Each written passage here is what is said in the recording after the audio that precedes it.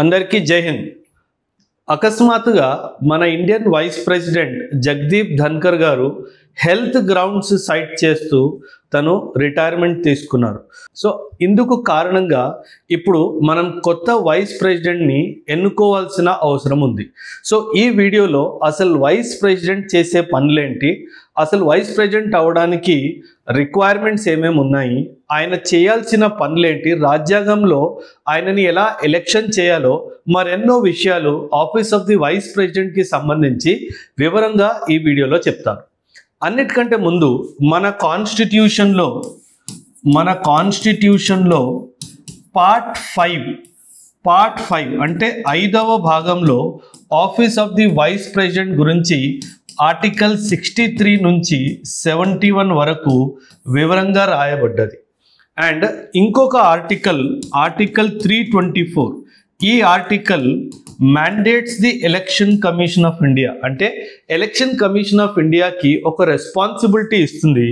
ఆ రెస్పాన్సిబిలిటీ ఏంటంటే in the election of the vice president, అంటే వైస్ ప్రెసిడెంట్ని ఎలక్షన్ చేసే ఒక బాధ్యత అనేది ఎలక్షన్ కమిషన్ ఆఫ్ ఇండియాకి ఇస్తుంది.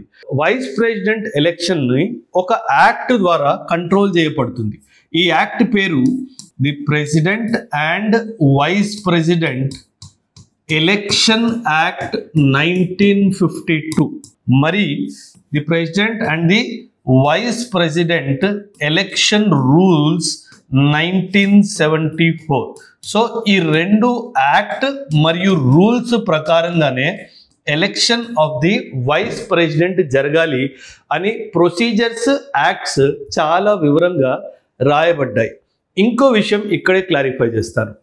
ప్రెసిడెంట్ కానీ వైస్ ప్రెసిడెంట్కి సంబంధించి కానీ ఎలక్షన్ డిస్ప్యూట్స్ ఏమైనా వచ్చినా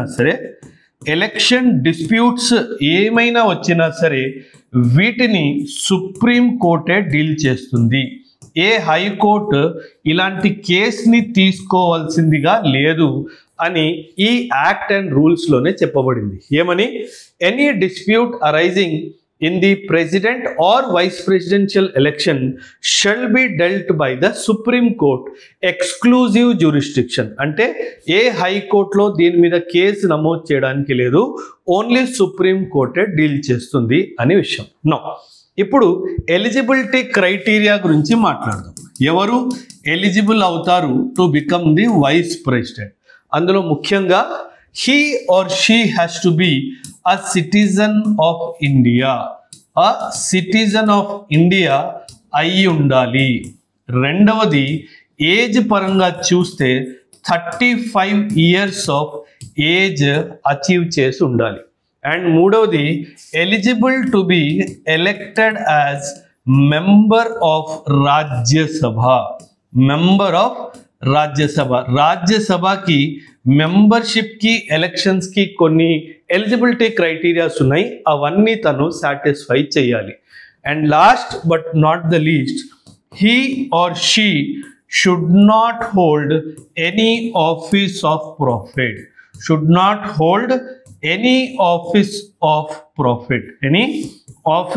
ప్రాఫిట్. అంటే ఎక్కడ ప్రాఫిట్ మీదగా ఏ ఆఫీస్ హోల్డ్ చేయకూడదు at the time of election అని చెప్పేసి వివరంగా ఇచ్చారు. కానీ ఇక్కడ ఒక ఇంపార్టెంట్ ఇన్ఫర్మేషన్ ఏంటంటే, if a person is already a minister in the centre or the state, ఆ పొజిషన్ని ఆఫీస్ ఆఫ్ ప్రాఫిట్ లాగా భావించలేదు. అంటే an existing minister can contest for the vice president without resigning from the office అని అర్థం. So ఇవి eligibility criterias. ఇప్పుడు eligibility criterias తర్వాత కొన్ని విషయాలు నేను పార్లమెంట్ ప్రొసీజర్ సంబంధించి మాట్లాడతాను. For any person to be elected as vice president ఒక ప్రొసీజర్ పార్లమెంట్లో డిటర్మైన్ చేశారు. ఆ ప్రొసీజర్ ఏంటి అంటే, minimum 20 electors from the parliament should propose his name. అంటే 20 మంది ఆయన పేరుని ప్రపోజ్ చేయాలి. అదే విధంగా 20 electors should what you call second his name. So 20 మంది ప్రపోజ్ చేయాలి, 20 మంది సెకండ్ చేయాలి. అంటే 20 మంది ప్రపోజ్, అవును నేను ఈయన పేరు ఆర్ తిని పేరు నేను యాజ్ ఎ వైస్ ప్రెసిడెంట్గా రికమెండ్ చేస్తున్నాను అని చెప్పి 20 మంది రాయాలి. ఆ 20 రికమెండేషన్స్ని 20 మంది సపోర్ట్ చేస్తూ సెకండ్ చేయాలి. సో టోటల్ 40 డిఫరెంట్ పీపుల్ ఆ మనిషి పేరుని recommend and propose and second చేయాలి. అండ్ ఈ వైస్ ప్రెసిడెన్షియల్ ఎలక్షన్ వచ్చేసి prime ministers election, chief ministers election ఇవి డైరెక్ట్ ఎలక్షన్స్. కాకపోతే office of president and vice president direct election జరగదు, ఇండైరెక్ట్ ఎలక్షన్ జరుగుతుంది. ఆ వైస్ ప్రెసిడెంట్ ఆఫీస్కి వచ్చేసరికి ఆ ఇండైరెక్ట్ ఎలక్షన్ చేయడానికి ఒక ఎలక్టోరల్ కాలేజ్ని తయారు చేస్తారు. ఒక ఎలక్టోరల్ కాలేజ్ అని ఉంటుంది. ఈ ఎలక్టోరల్ కాలేజ్లో వైస్ ప్రెసిడెంట్ విషయంలో వచ్చేసరికి ఎవరు ఉంటారంటే both elected and nominated members of elected and nominated members of both the houses of parliament అంటే మన లోక్సభ అండ్ రాజ్యసభలో ఉన్న both elected members and nominated members they constitute the electoral college. మన లోక్సభలో ప్రస్తుతం 543 మెంబర్స్ ఉన్నారు. అదేవిధంగా రాజ్యసభలో 245 మెంబర్స్ ఉన్నారు. అంటే మన ఎలక్టరల్ కాలేజ్ స్ట్రెంత్ వచ్చేసి 543 ప్లస్ 245. మీ అందరి ఇన్ఫర్మేషన్ కోసము ఒక విషయం చెప్తాను. ప్రతి మెంబర్ ఆఫ్ పార్లమెంట్ ఓటు విలువ వచ్చేసి 700. ఇది బేస్డ్ ఆన్ పాపులేషన్ మరెన్నో క్రైటీరియాస్ తోటి ఈ ఫిగర్ వస్తుంది 700. అంటే ఒక ఎంపీ ఓటు విలువ 700 పాయింట్స్ అనుకుందాం. సో ఈ ఎలక్టరల్ కాలేజ్ ఓట్ చేసినప్పుడు వీళ్ళందరూ ఓట్లు కలిపి ఎంతమంది అయితే ఓటింగ్లో పార్టిసిపేట్ చేస్తారో ఆ ఎలక్టరల్ ఎవరైతే టోటల్గా ఎలక్షన్లో పార్టిసిపేట్ చేస్తారో సో దీన్ని మనం వ్యాలిడ్ ఓట్స్ అంటాం. So total valid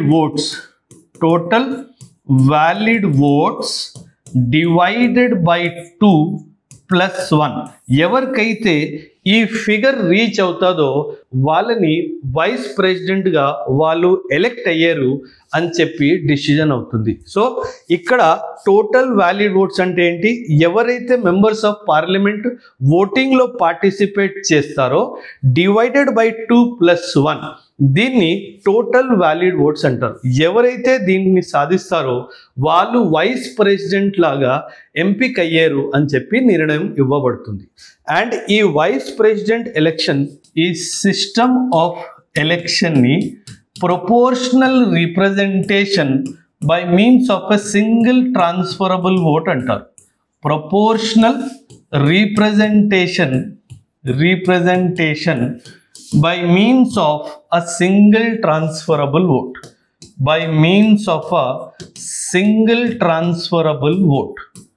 Single transferable vote. ఇప్పుడు ఎలా అవుతుంది అంటే ఇప్పుడు ఎవరైతే ఎలక్షన్స్కి నిల్చుంటారో ఒక ఫర్ ఎగ్జాంపుల్ ముగ్గురు నిల్చున్నారు అనుకుందాం, ఏ, బి అండ్ సి. ఇప్పుడు ఈ ఏ, బి అండ్ సి ముగ్గురు నిల్చున్నారు.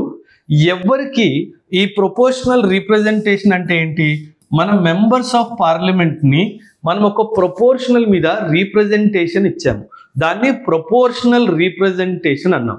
ఇన్ఫ్యాక్ట్ మీరు ప్రెసిడెంట్ ఎలక్షన్ చూస్తే గనక అందులో స్టేట్ లెజిస్లేటివ్ అసెంబ్లీలో ఎవరైతే ఎలక్టెడ్ మెంబర్స్ ఉంటారో వాళ్ళు కూడా పార్టిసిపేట్ చేస్తారు. వాళ్ళ ఓటు వెయిటేజ్ కొంచెం తక్కువ ఉంటుంది when compared to the member of parliament. ఇక్కడ ప్రొపోర్షనల్ రిప్రజెంటేషన్ వచ్చేసి ప్రతి మెంబర్కి 700 దగ్గర ఫిక్స్ అయిపోయింది. ఎందుకంటే వైస్ ప్రెసిడెంట్ ఎలక్షన్లో కేవలం మెంబర్స్ ఆఫ్ ది పార్లమెంట్ మాత్రమే పార్టిసిపేట్ చేస్తారు కాబట్టి. అండ్ ఈ సింగిల్ ట్రాన్స్ఫరబుల్ ఓట్ ఎలా ఉంటుందంటే ఒకవేళ స్టార్టింగ్లోనే ఎవరికి total valid votes divided by 2 plus 1 ఒక ఫిగర్ ఎవరు దాటలేదు అంటే అప్పుడు ఏం చేస్తారంటే ఫర్ ఎగ్జాంపుల్ లీస్ట్ ఓట్స్ సికి వచ్చాయి అనుకుందాం. ఈ సికి వచ్చిన ఓట్స్ని బికి అండ్ ఏకి డివైడ్ చేయడం జరుగుతుంది. సో దీన్ని సింగిల్ ట్రాన్స్ఫరబుల్ ఓట్ సిస్టమ్ అని చెప్తారు. సో ఇక్కడ ఫస్ట్ ప్రయారిటీ, సెకండ్ ప్రయారిటీ అలా ఇవ్వాల్సి ఉంటుంది. సో ప్రతి ఒక్కరు first priority, second priority to the members ఇస్తారు. ఎవరికైతే మ్యాక్సిమం ఫస్ట్ ప్రయారిటీ ఓట్స్ వస్తాయో వాళ్ళు ఒకవేళ వాళ్ళు ఈ ఫిగర్ని దాటితే గనక వాళ్ళు గెలిచినట్టు డిక్లేర్ చేస్తారు. ఒకవేళ ఈ ఫిగర్ దాటలేదనుకోండి, ఎవరికైతే లీస్ట్ ఓట్స్ వస్తాయో వాళ్ళ సెకండ్ ప్రిఫరెన్స్ ఓట్స్ని ఏ అండ్ బికి డివైడ్ చేయడం జరుగుతుంది. ఈ డివైడ్ చేసిన తర్వాత మొదటిసారిగా ఎవరైతే ఈ గోల్డెన్ ఫిగర్ని క్రాస్ చేస్తారో వాళ్ళని యాజ్ ఎ వైస్ ప్రెసిడెంట్గా ఎంపిక అయ్యారు అని డిక్లరేషన్ చేయడం జరుగుతుంది. సో ఇప్పుడు election commission of India election ప్రాసెస్ని స్టార్ట్ చేయడం జరిగింది. ఇక 2-3 విషయాలు ఇంకోటి ఉన్నాయి వైస్ ప్రెసిడెంట్ ఆఫీస్కి సంబంధించి. అందులో మొదటిది, మన ప్రెసిడెంట్ గారిని మనం ఇంపీచ్ చేయొచ్చు, అంటే రిమూవల్ ప్రాసెస్ అంటారు. ఇంపీచ్మెంట్ అంటారు, రిమూవల్ ప్రాసెస్. ఇది ప్రెసిడెంట్ విషయంలో ఇంపీచ్మెంట్ అనే పదాన్ని వాడతారు. కానీ వైస్ ప్రెసిడెంట్కి ఫార్మల్ ఇంపీచ్మెంట్ ప్రొసీజర్ ఏమీ ఇవ్వలేదు. ఫార్మల్ ఇంపీచ్మెంట్ ప్రాసెస్ ఏమీ ఇవ్వడం జరగలేదు. సో వీళ్ళు ఏం చేస్తారంటే సింపుల్గా, because vice president is basically the leader of the Rajya Sabha కాబట్టి ఈయన రిమూవల్ ప్రొసీజర్ని రాజ్యసభలోనే ఇనిషియేట్ చేస్తారు. అండ్ ఈ రాజ్యసభ వాళ్ళు ఇఫెక్టివ్ మెజారిటీ, అంటే ఆ రోజు ఎంతమంది వచ్చారో అందులో మెజారిటీ వాళ్ళు ఆయన రిమూవల్ అప్లికేషన్ మీద దరఖాస్తు సైన్ చేస్తే ఆయన రిమూవ్ చేయడం జరుగుతుంది. అదేవిధంగా లోక్సభలో దీన్ని ఒక సింపుల్ మెజారిటీతో కూడా మనము ఒక వైస్ ప్రెసిడెంట్ని రిమూవ్ చేయవచ్చు. అంటే unlike the president where a formal impeachment proceeding is carried out, vice president విషయానికి వచ్చేస్తే ఈ ఫార్మల్ ఇంపీచ్మెంట్ ప్రొసీజర్ ఉండదు. So this is how the removal process of the president and vice president is different. So vice ప్రెసిడెంట్ని తీసేయడము చాలా సులువు దాన్ compare to the president of India. And ఒక్కసారి ఎవరైనా వైస్ ప్రెసిడెంట్గా ఎలెక్ట్ అవుతే వాళ్ళు వైస్ ప్రెసిడెంట్గా 5 years ఆఫీస్లో ఉండొచ్చు. వాళ్ళు వైస్ ప్రెసిడెంట్గా 5 years ఆఫీస్లో ఉండొచ్చు. And any number of times వాళ్ళు రీఎలెక్ట్ అవ్వచ్చు. Any number of times as vice president వాళ్ళు రీఎలెక్ట్ అవ్వచ్చు. కాన్స్టిట్యూషన్ ఎటువంటి రెస్ట్రిక్షన్ దీని మీద ప్లేస్ చేయదు. అండ్ లాస్ట్లో Indian vice president and American vice ప్రెసిడెంట్కు ఉన్న తేడా ఏంటో చెప్తాను వినండి. Indian vice president and American vice ప్రెసిడెంట్కి ఉన్న తేడా ఏంటి? యాక్చువల్గా మనం వైస్ ప్రెసిడెంట్ అని పేరుతో పిలుస్తున్నామే కానీ మన కాన్స్టిట్యూషన్లో యాజ్ ఎ వైస్ ప్రెసిడెంట్ మనం ఏ రోల్స్ అండ్ రెస్పాన్సిబిలిటీస్ మన వైస్ ప్రెసిడెంట్కి ఇవ్వలేదు. Indian constitution has provided no role as vice president. In fact, మన ప్రెసిడెంట్ గారు లీవ్లో ఉన్నప్పటికీ హెల్త్ రీజన్స్ వల్ల ఆఫీస్ రాకపోతే ఆ పరిస్థితిలో vice president will act as the president తప్ప there is no particular role prescribed as the vice president for our country. In fact అమెరికాలో ఎలా అంటే ఒకవేళ for example American president is elected for 5 years. After 2.5 years, for some reason, say for example, the US president dies. ఒకవేళ the US president death జరిగితే ఆ remaining 2.5 years vice ప్రెసిడెంటే ఆ టెన్యూర్ని complete చేస్తారు. కానీ ఇండియాలో అలా కాదు. A new president is elected. Vice president at max can be acting as the president for maximum 6 months only. ఆ 6 months లోపు ఎలక్షన్ కమిషన్ ఆఫ్ ఇండియా మళ్ళీ ఆఫీస్ ఆఫ్ ది ప్రెసిడెంట్కి ఎలక్షన్స్ కండక్ట్ చేయాలి. సో ఇండియాలో 2 విధాలుగా, ఒక విధంగా కాన్స్టిట్యూషనలీ ఏ రోల్ స్పెసిఫై చేయలేదు, he only comes as the acting president. రెండవది, he is not replacing the president on his death.